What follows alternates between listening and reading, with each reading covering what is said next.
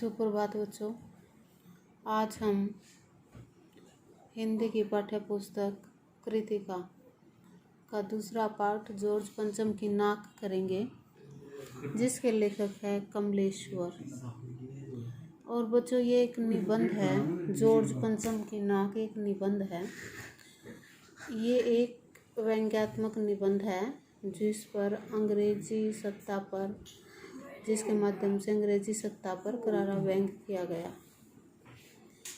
इसमें जो है सरकारी तंत्र की मजाक उड़ाई गई है कि स्वतंत्रता के बाद भी हमारे दिलो दिमाग पर अंग्रेजों का जो है के अत्याचारों का भूत सवार था। हम जिस इंग्लैंड के गुलाम रहे, फिर उसकी रानी के सम्मान के लिए भारत की सरकार कैसे कैसे पापड़ बेलती है, ये इसके माध्यम से करारा व्यंग किया गया है और अपमानपूर्ण हरकतें करती हैं। इस निबंध का उद्देश्य है जो है यही है कि स्वतंत्र होने के बाद भी हमारी जो मानसिकता थी वो बदली नहीं थी। तो रानी एलिजाबेथ द्वितीय जो इंग्लैंड की महारानी थी और वो भारत आना चाहती थी। उन दिनों की ये बात है। और जब वो भारत आने की खबर जब उसकी आई कि भारत वो पधारने वाली थी, तो उस समय जितने भी हमारे देश के अखबार थे वो शाही दौरों की खबरें छपती थी उसमें। यानी कि जो भी इंग्लैंड में घटित होता था वो सारी खबरें हमारे हिंदुस्तान के अखबारों में छपती थी।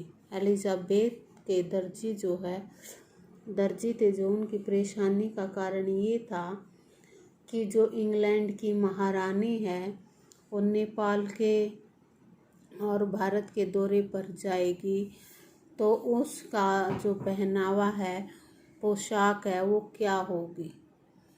और वो वेशभूषा तय करने के बारे में जो है बहुत ज़्यादा परेशान थे। इंग्लैंड के अखबारों की कतरनें भारतीय अखबारों में छपती थी। यानी कि जो भी खबरें थी इंग्लैंड के अखबारों की, वो कुछ उनको उठा के भारत के अखबारों में छाप दिया जाता था।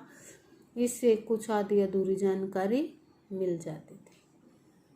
फिर रानी ने क्या किया, हल्के नीले रंग का सूट बनवाया है और केवल उस सूट पर ही खर्चा 400 पाउंड का खर्चा आया है।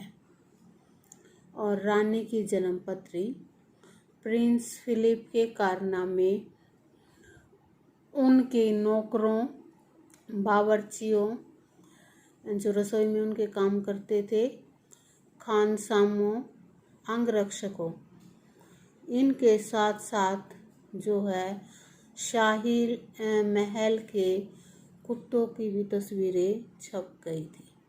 यानी कि जो घटना जो वहाँ पर रहते थे महल में, हर एक आदमी की खबर जो है छपती गई जब तक वो भारत नहीं आई। रानी के आगमन को लेकर पूरे भारत में सनसनी थी। आखिरकार रानी 5,000 रुपये का सूट पहनकर आने वाली है। उसके स्वागत में कुछ तो धूमधाम होनी चाहिए, इस बात की चिंता अधिकारियों को लगी हुई थी।